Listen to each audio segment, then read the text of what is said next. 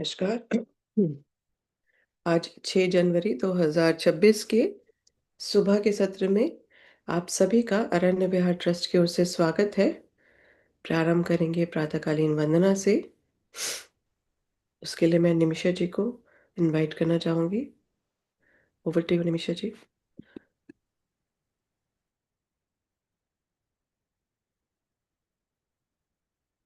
Namaskar. Hello, everyone. I will do the prayer in English.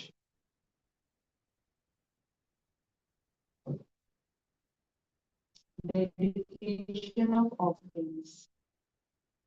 Yo so Bhagava Araham Samma Sambuddho Swakato Yena Bhagavata Dhammo Supatipanno Yassa Bhagavato Savaka Sangho तं वयं भगवन्तं सधमं ससङ्गम् इमे हि सकारेः यथारहम् आरोपितेः अभिपूजयामः. To the Blessed One, the Lord who fully attained perfect enlightenment, to the teaching which he expounded so well, and to the Blessed One's disciples who have practiced well, to these the Buddha, the Dhamma, and the Sangha, we render with offerings our rightful homage.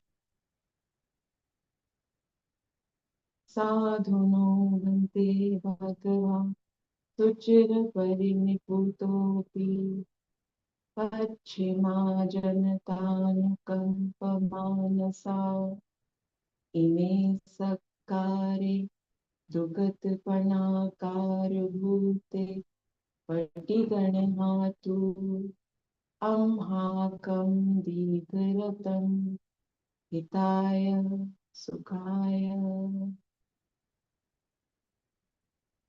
It is well for us that the Blessed One, having attained liberation, still had compassion for later generations.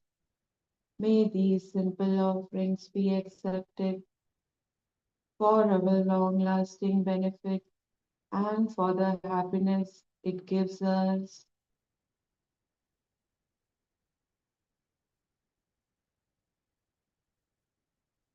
Araham Samma Sambuddho Bhagavan Buddham Bhagavantam Abhivademi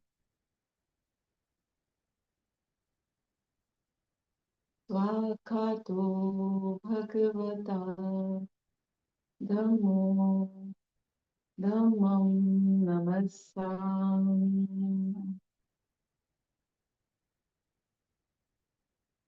Supatipanno Bhagavato Savaka Sangho Sangham Namami.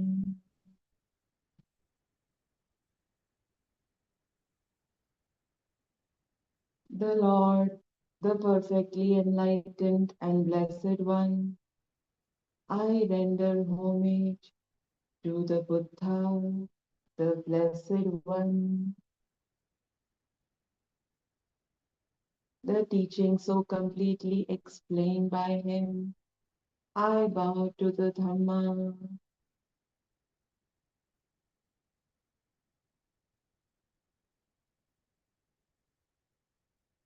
the Blessed One's disciples who have practiced well.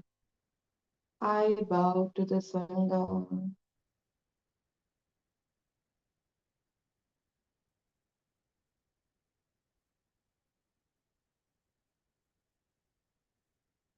a preliminary homage.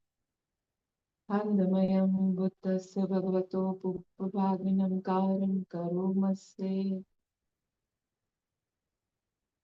नमो तस्स भगवतो अरहतो सम्मा सम्बुद्धस्स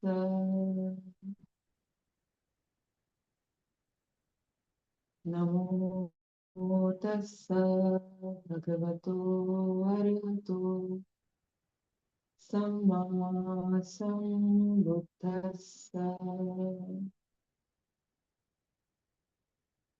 नमो तस्स भगवतो अरहतो सम्मा सम्बुद्धस्स.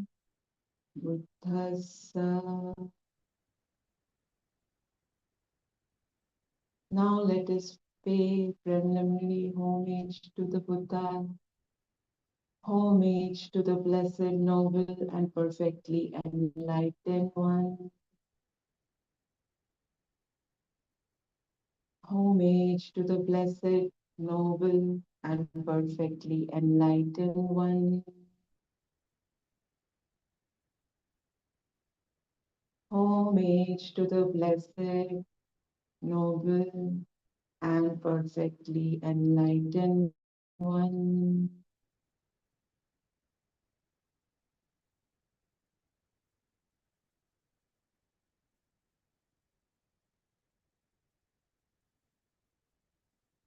Triratna, salutation to the triple jump.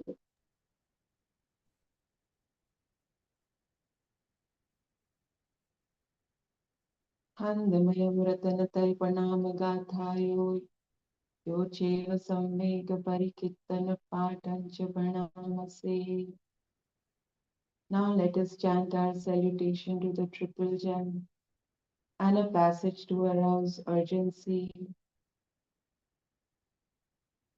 Buddho susuddho karunamanhavo yo chanta suddha paranyana yochano lokasya papukale saghatako vandami buddham aham adarena tam. The Buddha, absolutely pure, with ocean-like compassion, possessing the clear sight of wisdom, destroyer of worldly self-corruption, devotedly indeed, that Buddha I revere. Dhammo Padipo Vyatasya Sattano Yo Maggapakamad Vedapinnako Lokuttaro Yoja Tadattadipano Vandami Dhammam Aham Amavirennatam. The teaching of the Lord like a lamp, illuminating the path and its fruit, the deathless, that which is beyond the conditioned world, devotedly indeed, that Dhamma I revere.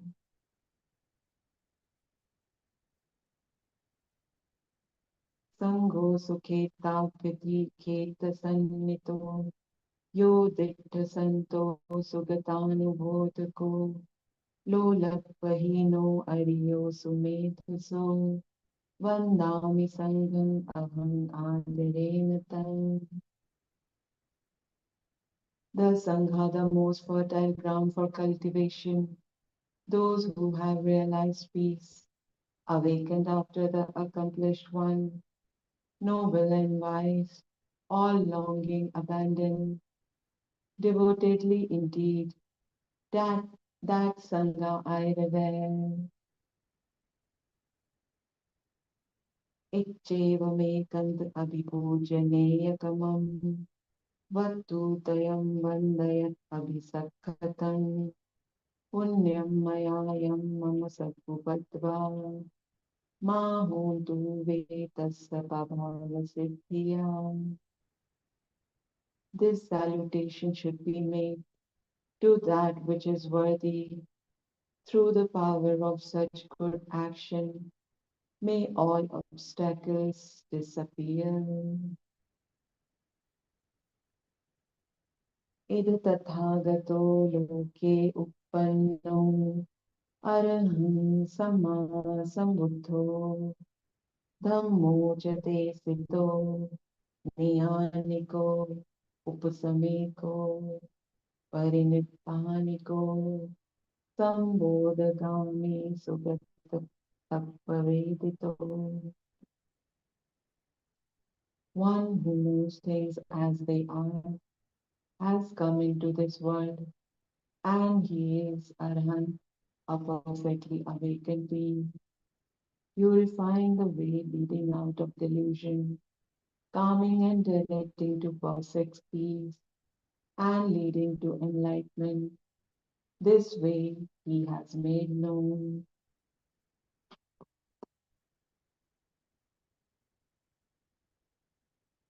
Mayantam dhammam sutva evam janam jati pi dukkha jara pi dukkha maranam pi dukkham शोक परिदेव दुःख दो मनस उपायासापि दुःख अप्येहि संपयोगो दुःखो प्येहि विपयोगो दुःखो यम्पि इच्छं न लभति तम्पि दुःखम् संकीर्तेन पञ्च उपादानि खण्डा दुःखा. Having heard the teaching, we know this. Birth is dukkha, aging is dukkha, and death is dukkha. Sorrow, lamentation, pain, grief, and despair are dukkha. Association with the disliked is dukkha. Separation from the light is dukkha. Not attaining one's wishes is dukkha. In brief, the five focuses of identity are dukkha. Seyatidam रूप उपादान खंडो वेदन उपादान खंडो संज्ञ उपादान खंडो संखार उपादान खंडो विज्ञान उपादान खंडो. These are as follows: attachment to form, attachment to feeling, attachment to perception, attachment to mental formations, attachment to sense consciousness. ये संपरिज्ञाय धर्मानसो भगवान् एवं बहुलं सावके विनेति. For the complete understanding of this, the Blessed One in his lifetime frequently instructed his disciples in just this way.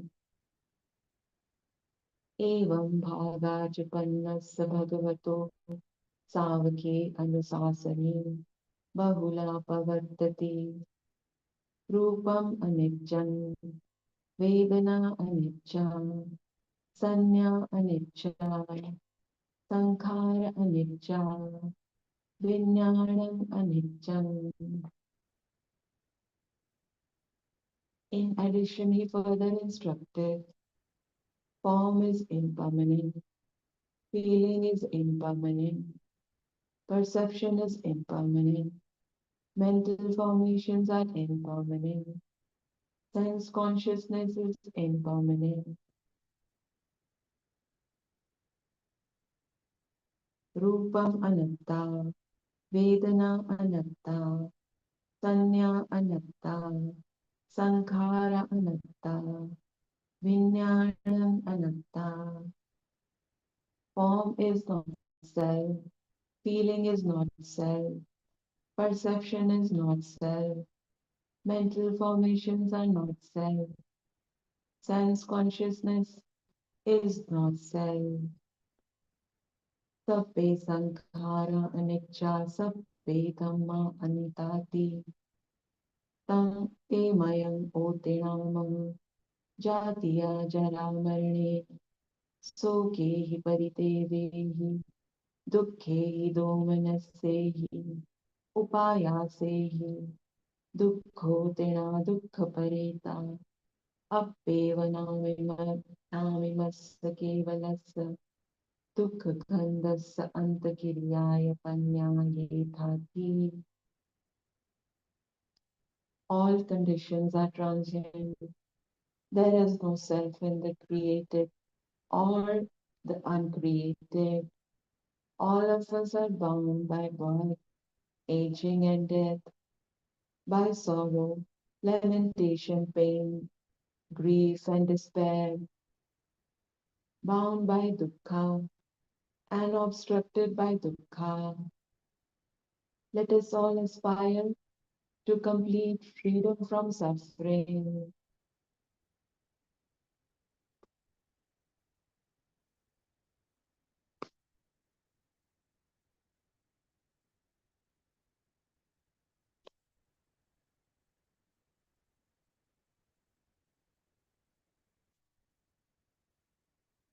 क्षीरपरिनिपुतं पीतं भगवन्तं शरणं गता धम्मं च सङ्घं च तस्य भगवतो शासनं यथा सति यथा बलं मनसि करोम अनुपटिपच्चामि सा सानुपटिपत्तिः इमस्य केवलस्य दुःखखण्डस्य अन्तकिर्याय संवत्तत्तु. The Blessed One who long ago attained Parinibbana is our refuge. So too are the Dhamma and the Sangha. Attentively we follow the pathway of that Blessed One with all of our mindfulness and strength. May then the cultivation of this practice lead us to the end of every kind of suffering.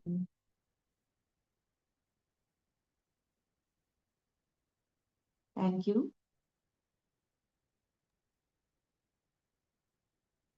Thank you. Thank you. तो एक कुछ second हम शांत बैठेंगे और फिर उसके बाद में जो हमारा सीरीज चल रहा है उसमें 15वां आनापान सती का डिस्कोर्स सुनेंगे।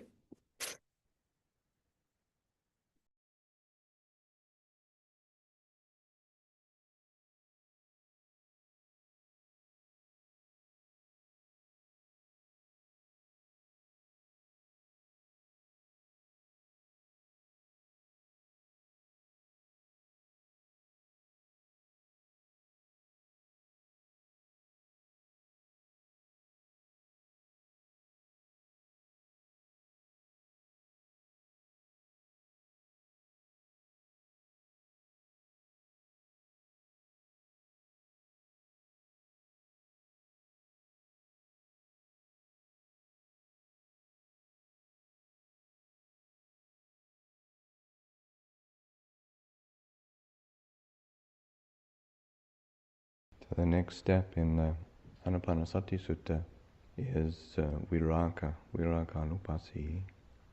investigating dispassion. I breathe in, investigating dispassion. I breathe out. When Ajahn Buddhadasa uses that term, has it translated as fading away, fading away, a sense of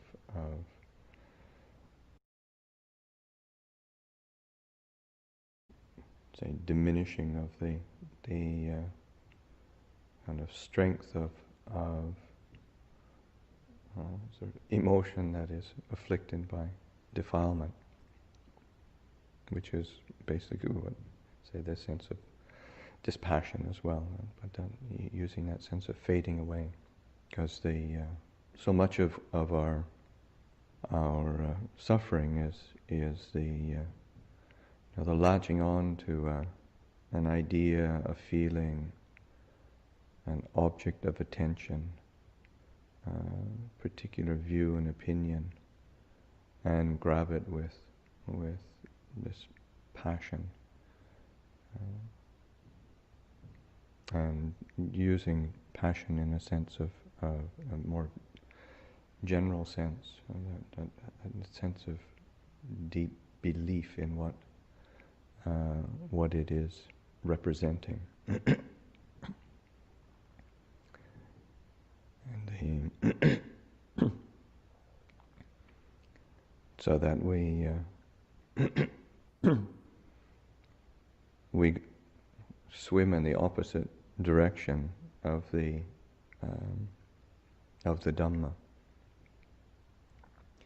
by getting hooked with this passionate belief in a sense of self, a particular fear, a particular object of desire, a particular view or opinion, a particular aversion, and it perpetuates the whole cycle of suffering.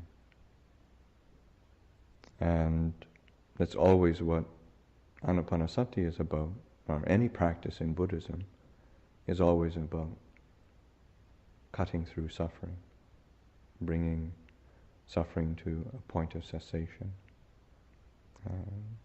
seeing through the self-inflicted problems that we create for ourselves.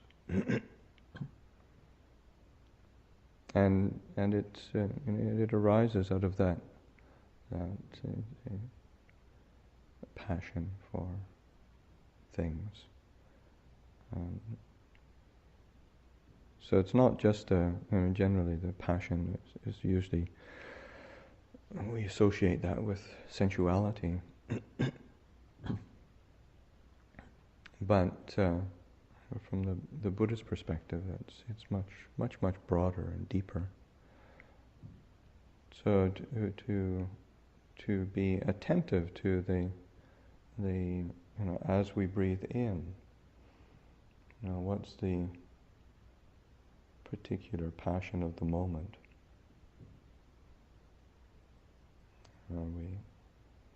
And particularly, say, riding on the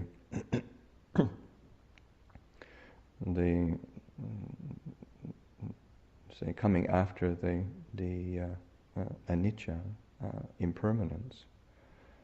This is a natural result of when we really take impermanence into the heart and see the inherent changing nature of things, the inherent uncertainty of things, then one of the natural results would tend to be an attenuating of passion, a dispassion within the heart, and that fading away of the strength of the tenacity of the mind that is proliferating around that which creates suffering. So to allow that to arise, one, and then also to actually check and see, is the reflections on impermanence actually working? Am I taking this to heart? Am I actually getting a handle on this fundamental teaching of anicca? And if dispassion is not the result, then it's an indication of the sort of missing the shot. We have that opportunity, so to be able to allow that to arise, give the space for that quality of dispassion to arise within the heart. Otherwise, we miss the opportunity that the Buddha is giving us to taste the results of his teaching. So this quality of dispassion. And then also to uh, direct attention to that consciously. So one is recognizing it as a natural result of the seeing impermanence, being very present for the breath. But then also there's the opportunity as well to direct attention to dispassion, to bring it up as a well, I think the first thing is to bring it up as a desirable element to be incorporating within the heart, because it's that quality of dispassion that leads to a sense of cooling and quality of settledness. It's always that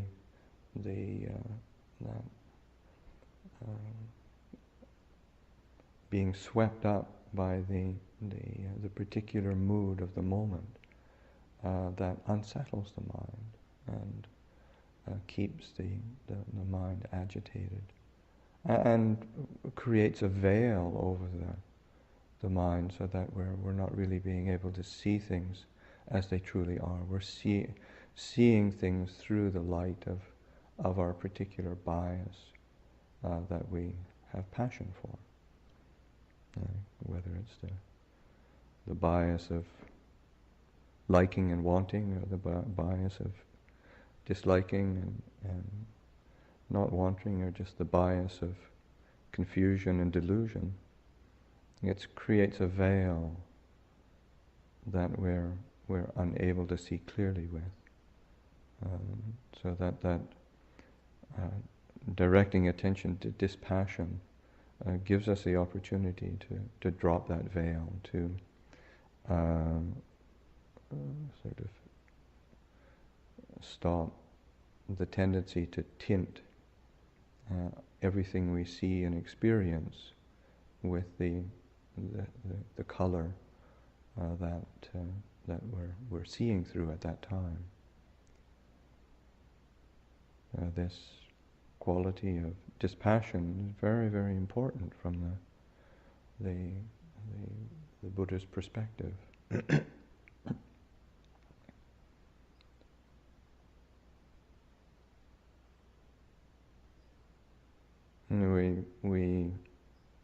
We see through that. I mean, we're constantly seeing with the tint of our biases. Part of it is the kind of the stories that go on in our minds that we don't have dispassion for.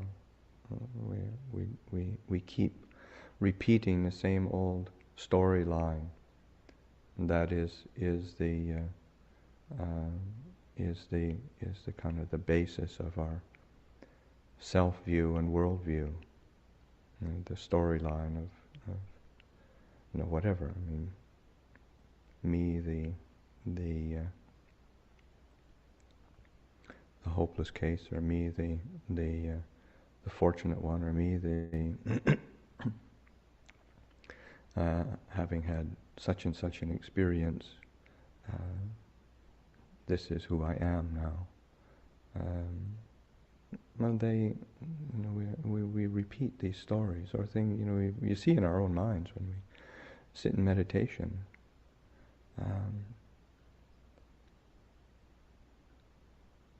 Some of the stories just keep on going.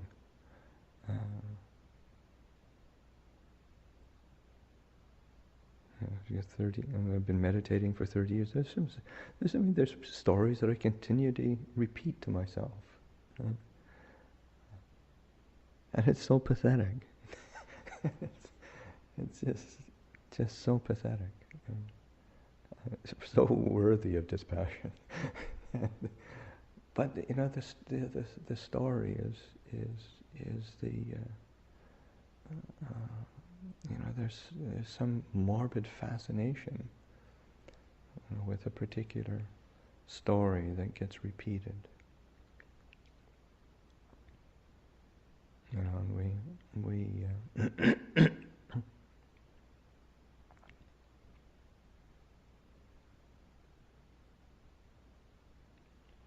we and we're loath to put down the story. And Ajahn Yamaro gives that wonderful example of that he had of when he was at Amaravati, and person who from New York, American anyway, I think he was from New York, who was requested to come to stay at Amaravati. I think this was in the late 80s, something like that. And he had been diagnosed with AIDS. And in those days, there was no really effective treatment. So that basically sort of facing a death sentence and sort of imminent death, and feeling that what he really wanted to do was spend as much as his energy and health allowed to be in a spiritual community and practice the Dhamma. And he told the situation, and also that as of yet the symptoms are not extreme, and asked to come to live in the community, so that he was accepted.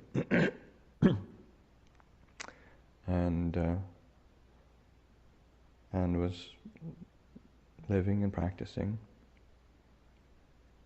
and would go into the city from time to time for medical checkups, and just to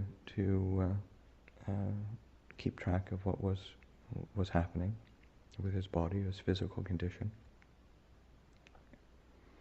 And then one day he had gone into the city, and then he'd come back, and he was sitting in the hall, just looked totally glum and despondent. Ajahn Amaro walked into the hall and saw him there, and immediately came up and asked him, "What's wrong? How are you doing?" And sort of give him the opportunity to speak and share whatever sort of disastrous thing had happened that day.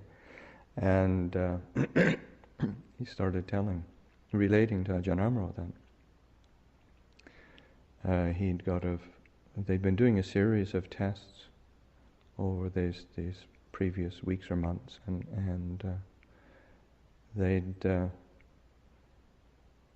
the results came in today, and actually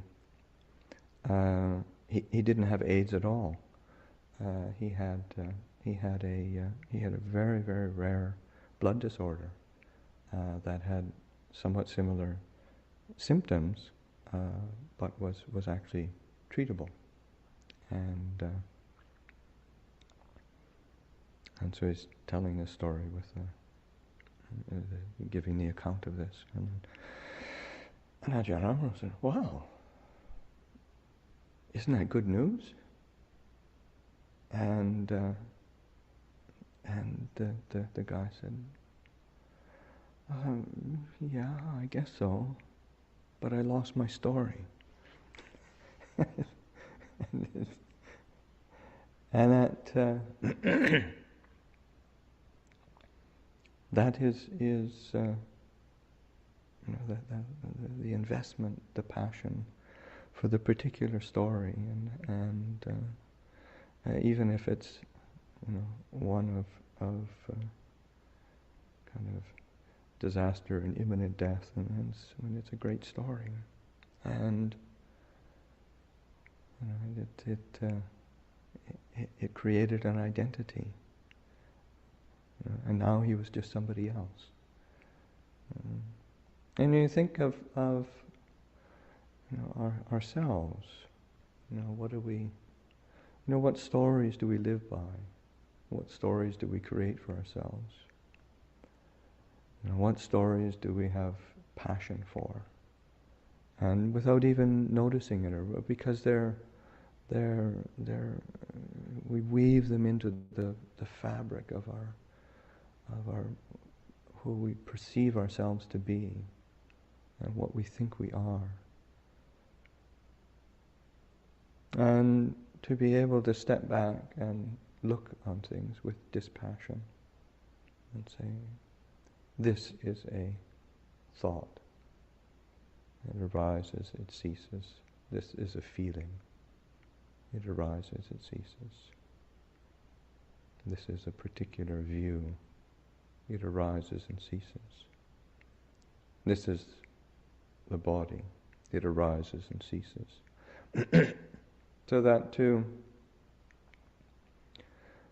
direct attention to dispassion, to give oneself the opportunity to have a break from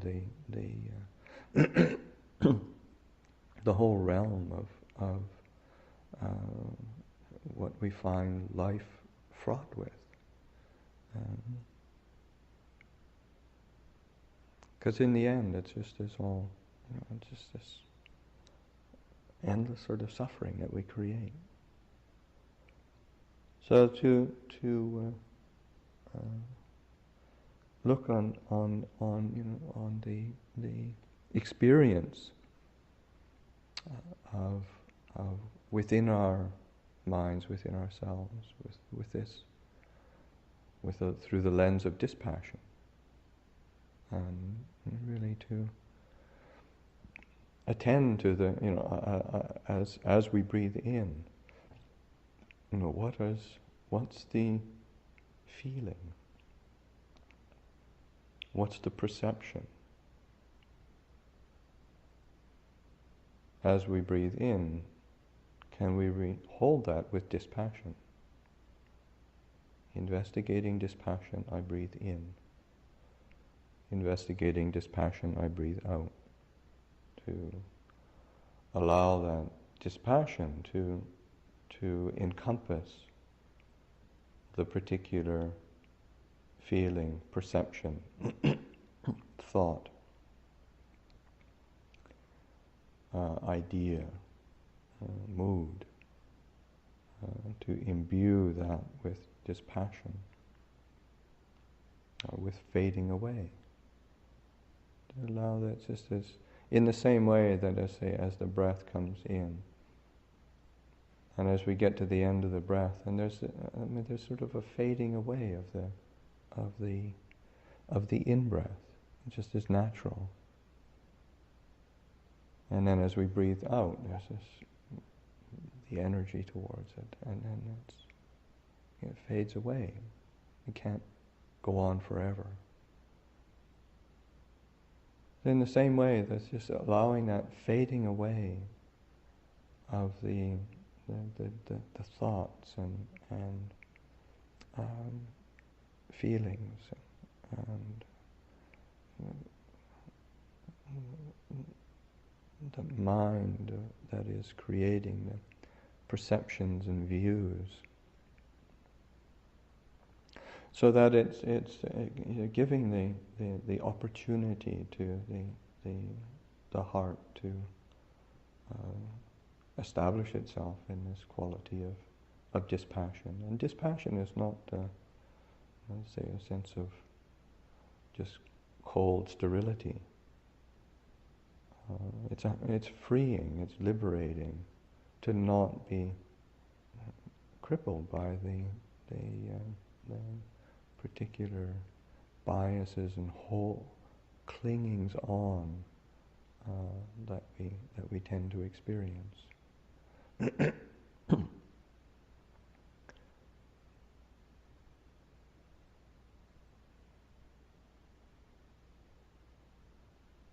These biases, the Buddha talked about the biases of the mind, chandakati, dosakati, mohakati, bhayakati, akati are biases.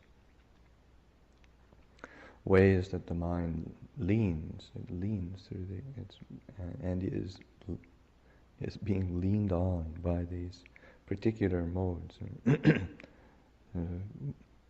Biased by fear, biased by aversion, biased by delusion, biased by fear.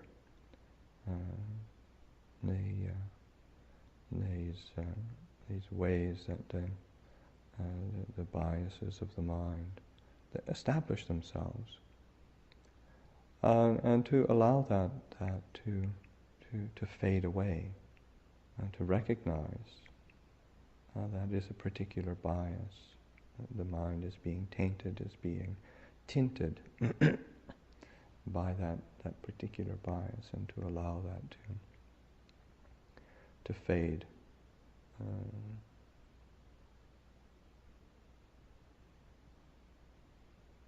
And there are certain things that we can be doing that are proactive in terms of dispassion.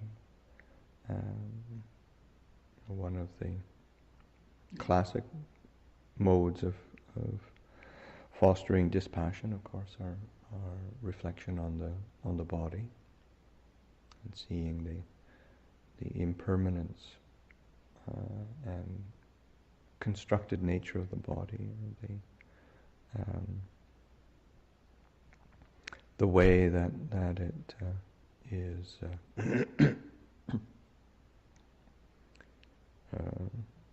in order to sort of temper the perception. Normally we would relate to the body in a way of either trying to as an object of desire, an object of let's say sensuality, sexuality, either viewing other people's bodies from that perspective, or the viewing one's own as a mode, a vehicle for sensual and sexual gratification.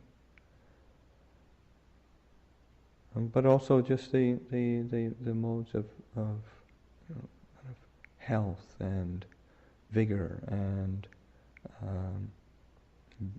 being something, being somebody in a body who is somebody. We create a whole realm of our perceptions of personality and self-view through let's say the vehicle of the body. And to just to step back and sort of say, well, what is the body? Because when you assume that, you begin with that assumption, and then it permeates everything else, and how we live our life, and how we various choices we make, obsessions and fears, or whatever that we get caught up in.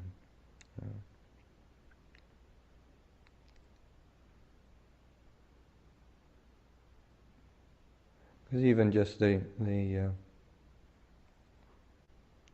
sense of what the body is, say, we begin with a certain perceptual bias already, which maybe we're not even aware of. It's like, just say the perception of food. Well, what is food? And normally when we think of food, then we think of something sort of nicely laid out on a table and nicely presented, and something that has particular flavors and has particular fragrances and looks pleasing and delicious. But food, in order for food to be something that is is actually useful, and it's not actually, that's actually sort of, it's just sort of the raw material for food. I mean, for something to be food, then you've got to get it into your mouth and sort of chew it and masticate it.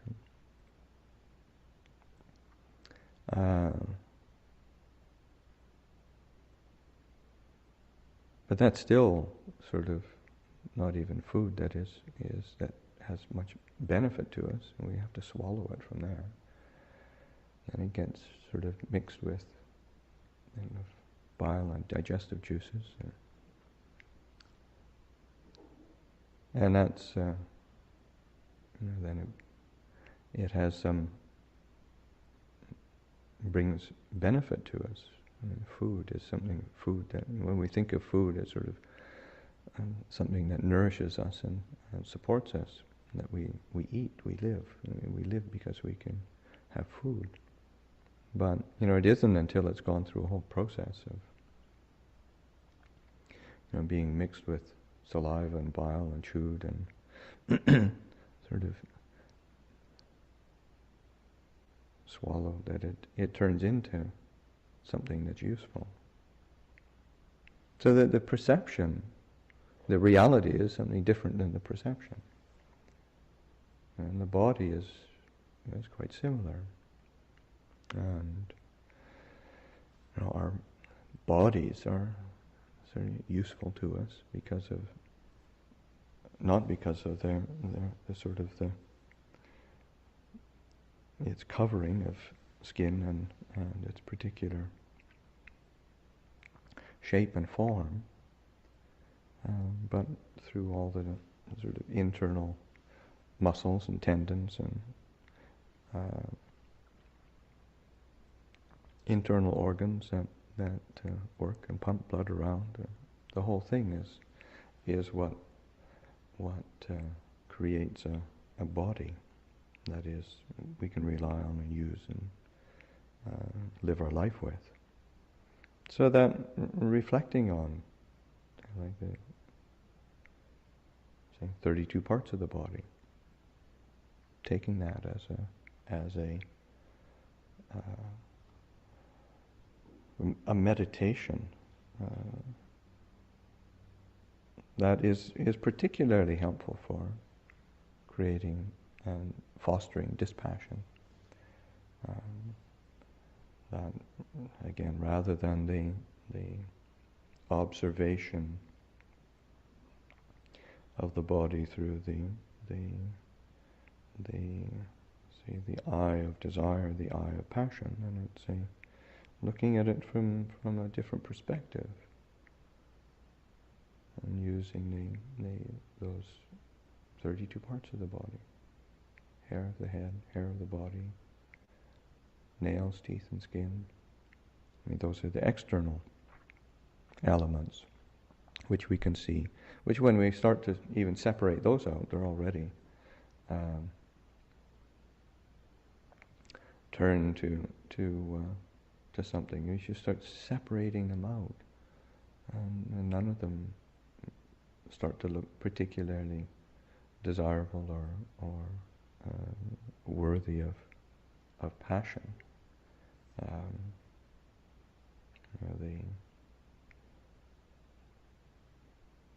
It's interesting. It's sort of things.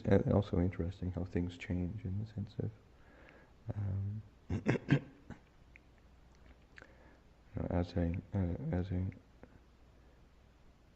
increasingly senior monk. Well, in Thailand, as I'm going to Thailand these days, because I've been ordained for so long, and people know me, respect me. And then people are starting to ask for my hair and my nails, and sort of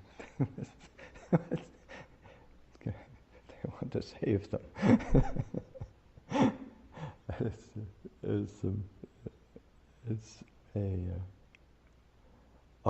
It's sort of absurd, but how do you say? Passion can be created for anything, really. So But in general, that's normally not the case, and certainly as we look at a clump of hair, it doesn't arouse desire. It tends to cool the mind. And then as you review through yourself, and then going internally,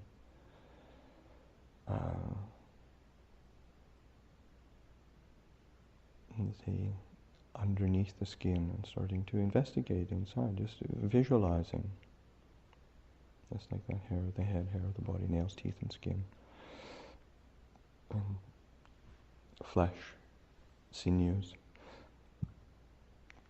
bones, bone marrow.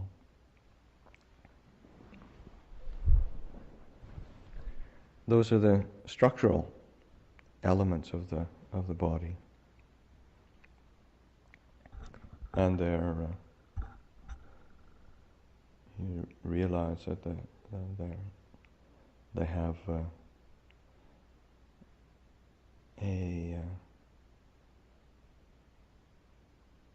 sort of individual characteristics of sinews and muscles and bones and whatnot. I mean, it doesn't. The tendency in looking at, say, either one's own body or bodies of others, and there's this individuality that is almost immediately imputed. But when one looks at just muscle, bones, it takes one away from that individuality. Internal organs of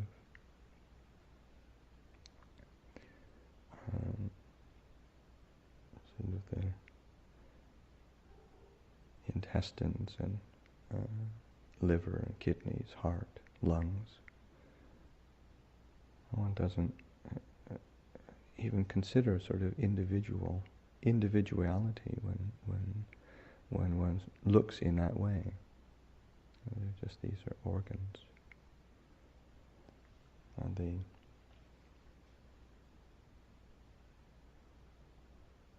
And how they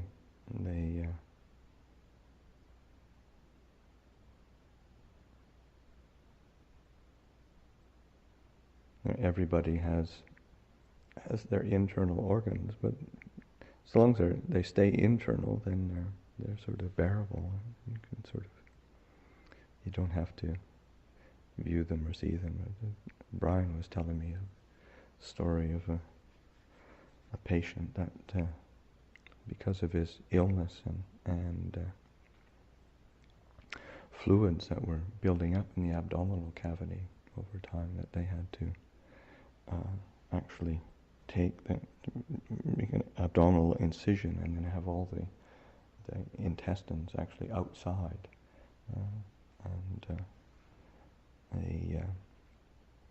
in order for the body not to be too stressed and create pressure that would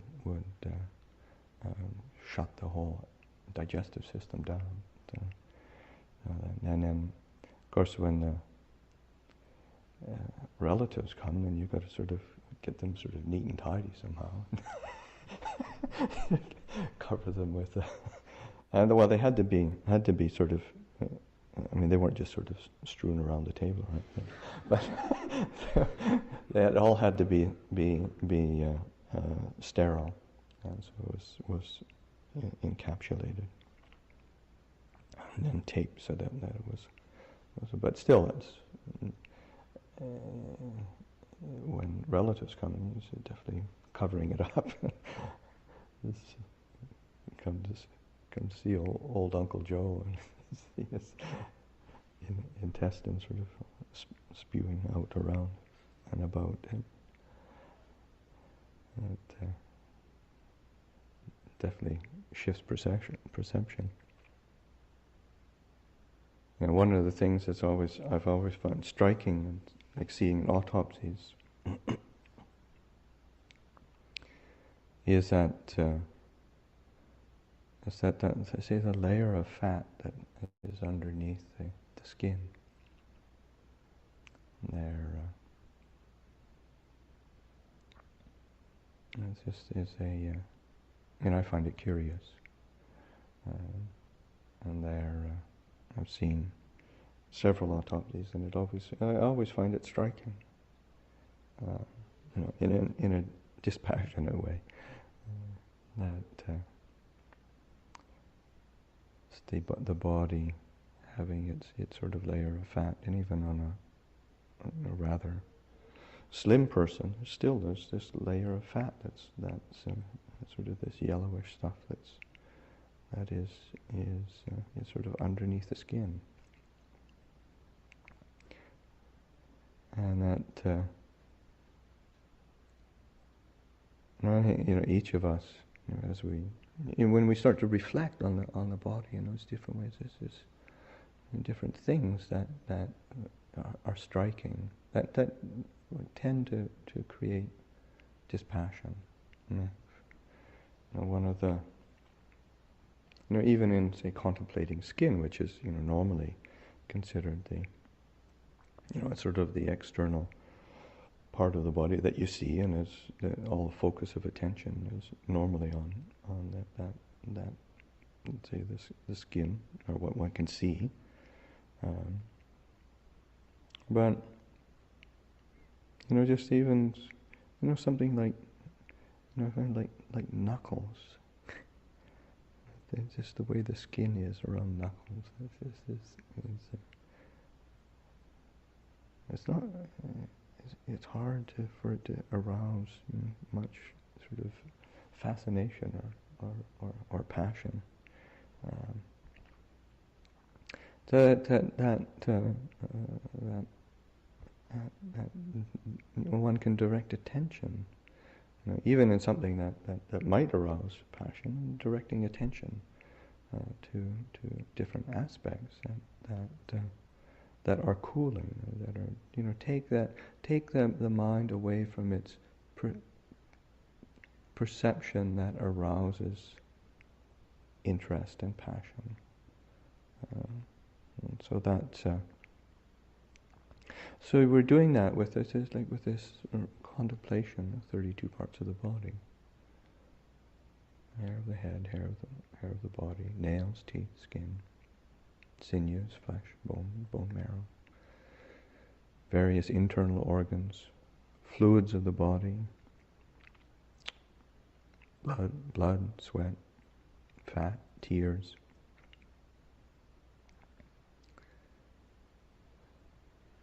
And all these different elements that are one we don't even think about. And as soon as you do think about it, do bring attention to it, then it gives one the opportunity to step back, step out of the habit, the bias that tends to this passion. And what it does help do is a sense of, say, dispassion fading away, allowing that attention to fade from its tendency to desire, attachment, belief in that which is either is supporting greed, hatred, and delusion in one way or another. And so that giving ourselves the opportunity to experience dispassion, cooling. Because when that quality of cooling within the heart appears, then there's the possibility of peacefulness, and that's what we're practicing for. We want to be peaceful, but we keep getting caught up in the things that feed the greed, hatred, and delusion, feed the passions of belief and bias. And so to it's only we ourselves that can take responsibility for the practice. And it's the Buddha says that over and over again. This is something that all he can do is point the way, and it's up to each individual to do the practice themselves. And so that the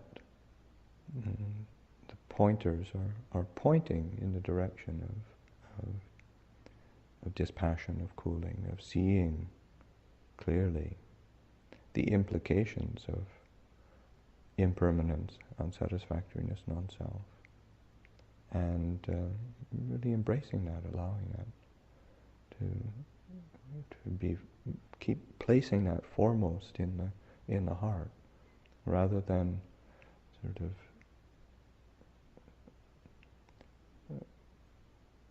from time to time bringing it up and then sort of merrily continuing to get absorbed and caught by the things that just keep us suffering, keep us agitated.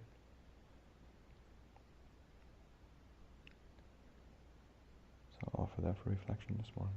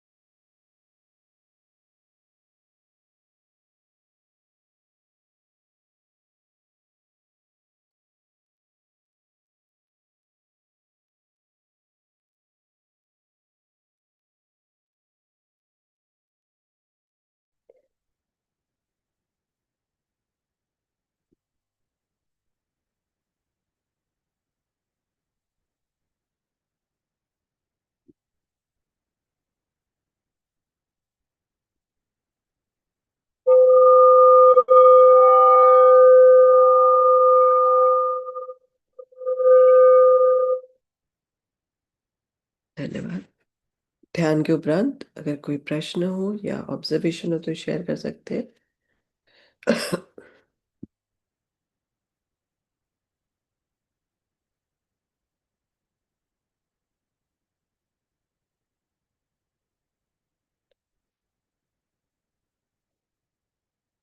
अ, एक छोटी सी बात थी, वो dispassion निबिद्धा, right. जब हम बात कर रहे हैं तो मतलब अजान बोल रहे हैं कि जब हम सही, when we don't see the reality of the things, we don't appreciate निबिद्धा actually. So उन्होंने बोला कि आप 32 पार्ट्स ऑफ बॉडी बॉडी में आप अगर कंtemplate करते हैं तो अ, आप जैसी चीजें हैं वैसे देख पाएंगे। अब जो प्रैक्टिस में जब हम करते हैं, मतलब मैं जब करती हूँ तो अ, बहुत देर तक सस्टेन्ड अवेयरनेस नहीं रहती है 32 पार्ट्स में। वो कोई उपाय है क्या उसमें, मतलब like can, is there any, कैसे स्टार्ट, जैसे अगर स्टार्ट तो खैर ब्रेथ से जब हम स्टार्ट करते हैं तो हाउ डू यू सजेस्ट कि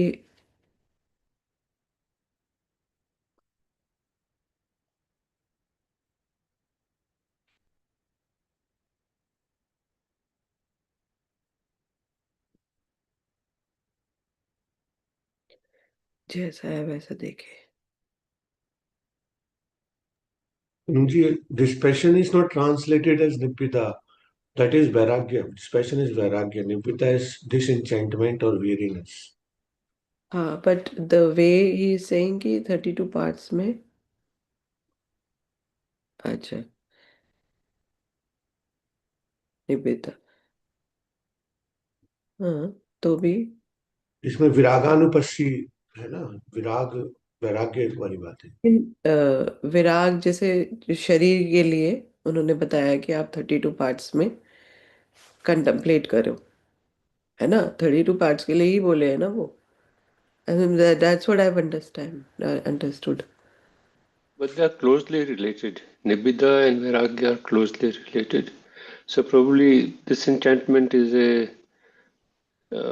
not. They are probably similar in texture. Disenchantment arises, then Vairagya arises. It is They are, precursor. disenchantment is a precursor to Vairagya, but they are very closely related, I think. But I think Poonam's question still remains. If anybody would like to.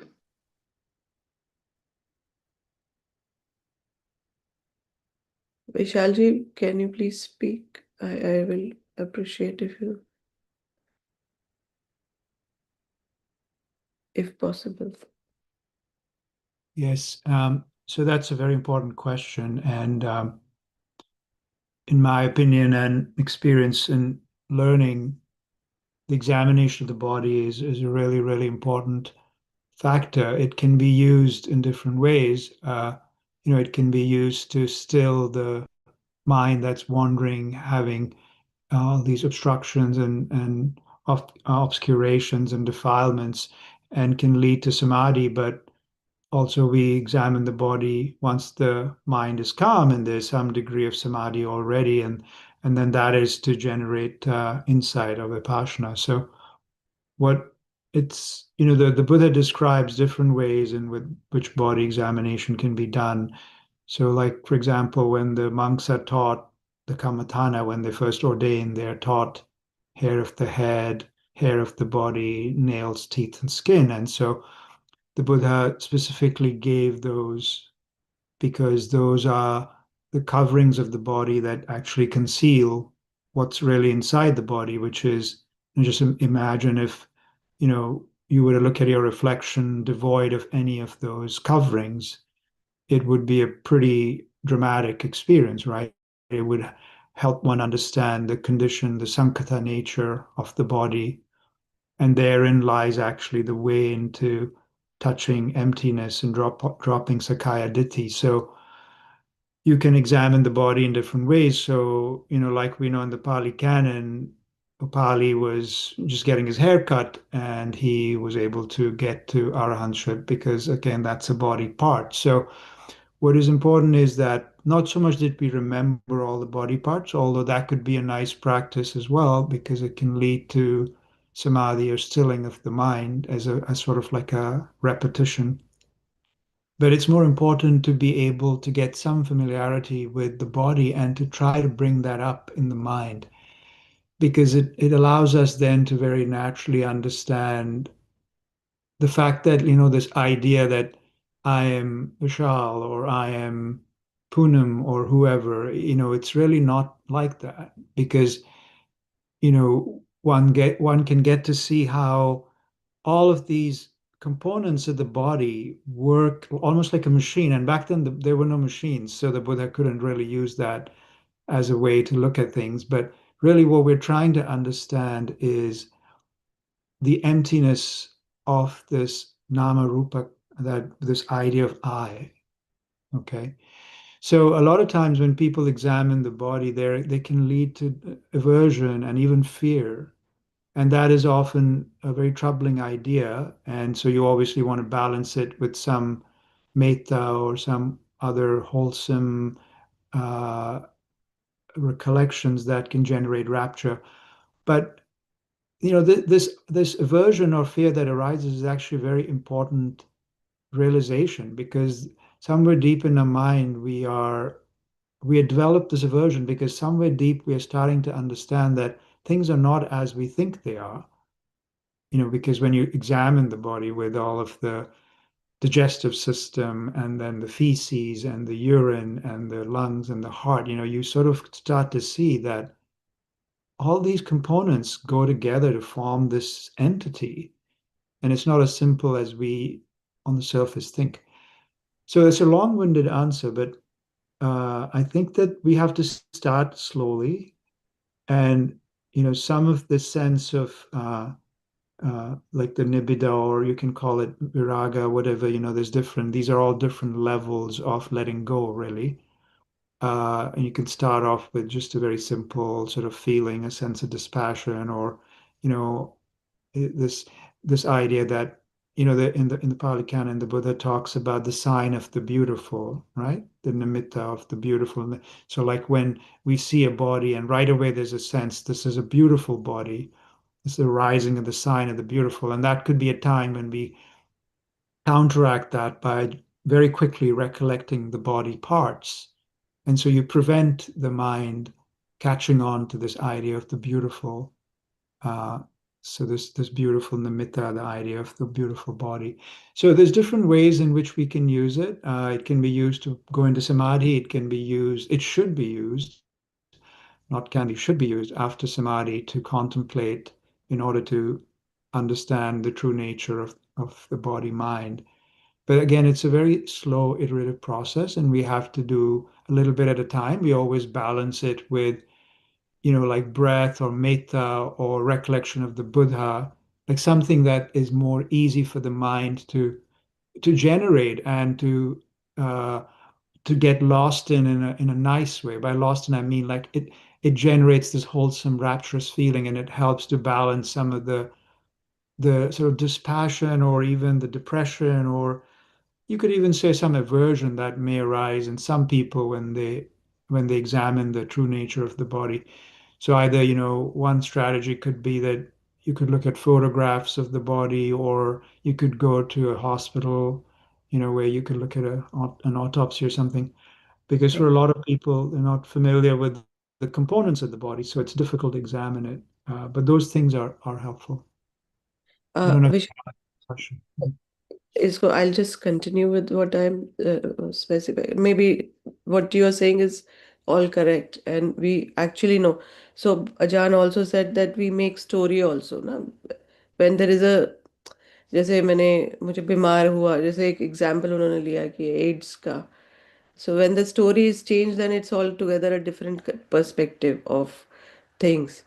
Uh, so we build a story around everything actually. So अब जो when I move my body, then I'm able to, see those parts. Or that also can a kind of, there is a visualization also. It's not reality as it is, you know. That's how I see it. But I am not able to see or sustained level of concentration से मैं नहीं देख पाती हूँ कि ये मेरा गला है या मेरा wind pipe है or nose or anything.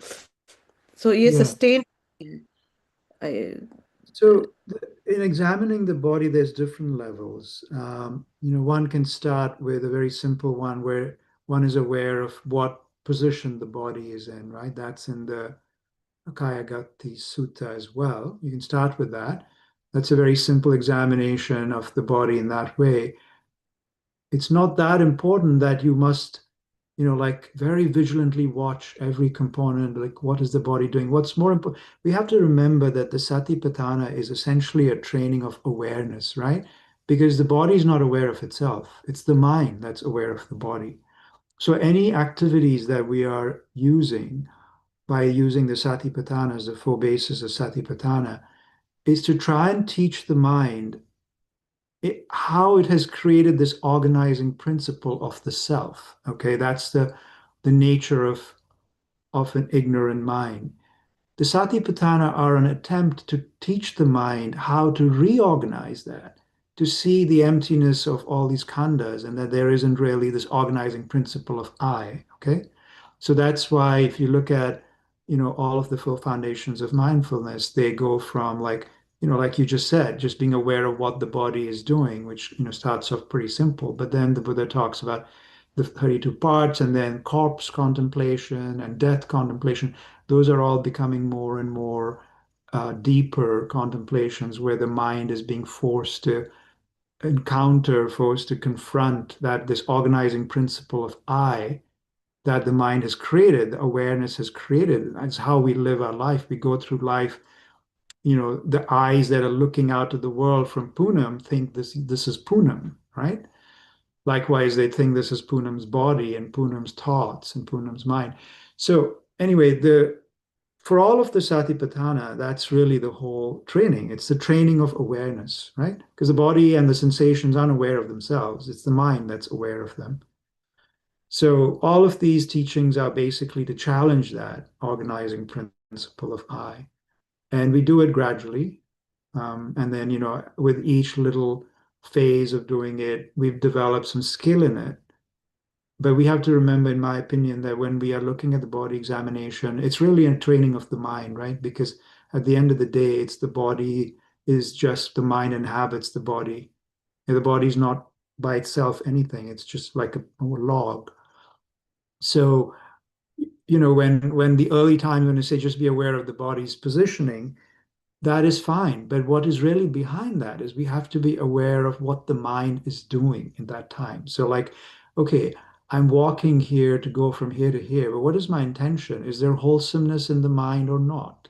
So, this idea of always being aware of the body is to make sure that the mind is not lost in sort of fantasy and devices and contemplations and is losing sight of what is the basic Sakaya basic right view, right? Samaditi.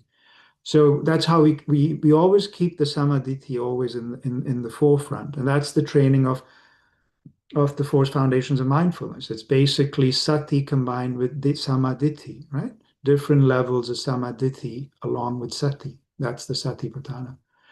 So that's sort of how I think about it. I don't know, Poonamji, if that helped or did I confuse you further? no, no, not at all. But yeah, but I, I'm not looking for any. But yeah, it's nice. I mean, ठीक. Okay, fine. Uh, uh, okay, we'll talk later. So, Rajendra ji, I think so. You also have raised some. You raised hand.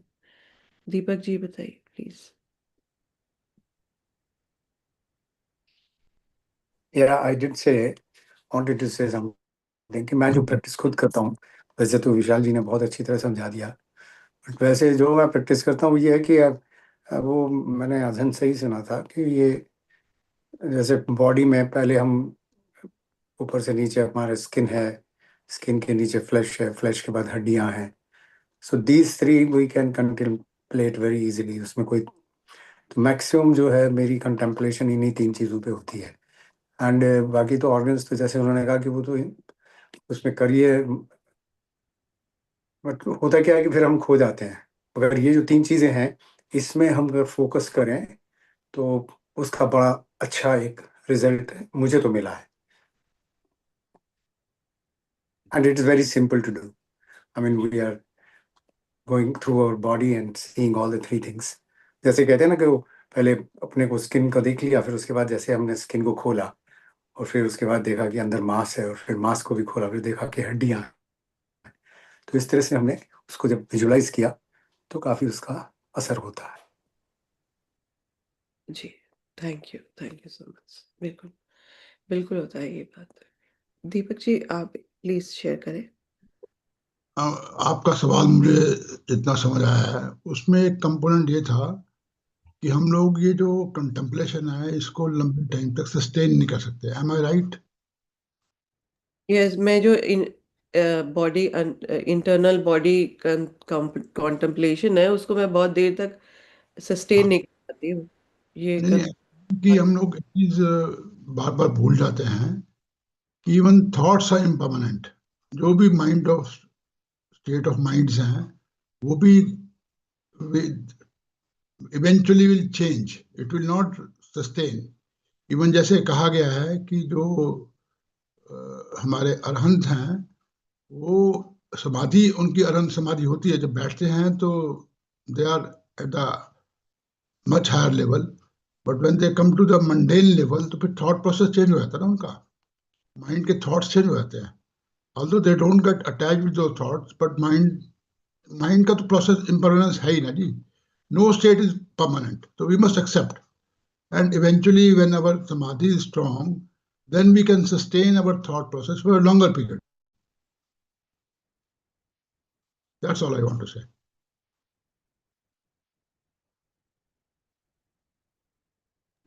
Ji, thank you. Dhar sir also has written some. I would suggest that you look at the detailed discussion. ठीक है sir, I'll look into it. Thank you. समापन करेंगे. Thank you for everyone's contribution. एक छोटा सा परित्य करके खत्म करेंगे. खंड परित्य.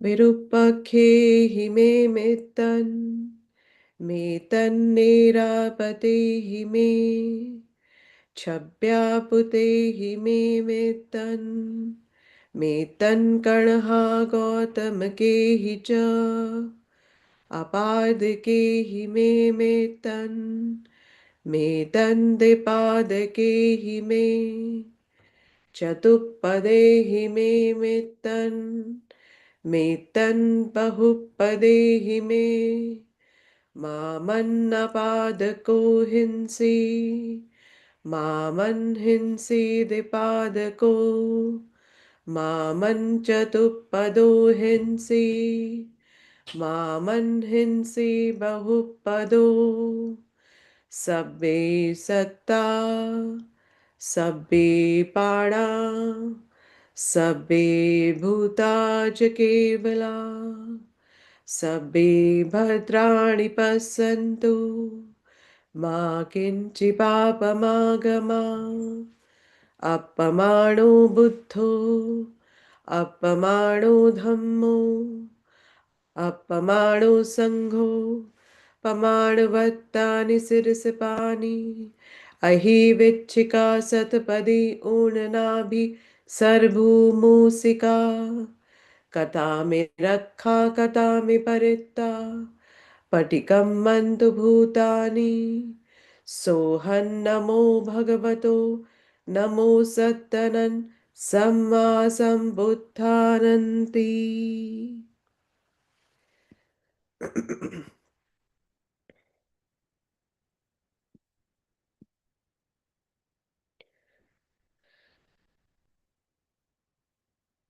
भवतु सर्वमङ्गलं रक्षन्तु सर्वदेवता सर्वबुद्धानुभावेन सदा सुखी भवन्तु ते भवतु सर्वमङ्गलं रक्षन्तु सर्वदेवता सर्वधर्मानुभावेन सदा सुखी भवन्तु ते भवतु सर्वमङ्गलं रक्षन्तु सर्वदेवता सर्वसङ्घानुभावेन सदा सुखी भवन्तु ते अरहं सम्मा सम्बुद्धो भगवान् बुद्धं भगवन्तं अभिवादेमि स्वाक्षातो भगवता धम्मो धम्मं नमस्सामि सुपटिपन्नो भगवतो सावकसङ्घो सङ्घं Namami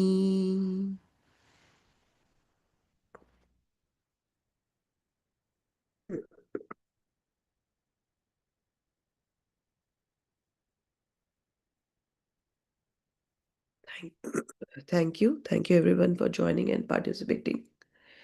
Have a good day. Thank you. Thank you, Paramji. Namaste.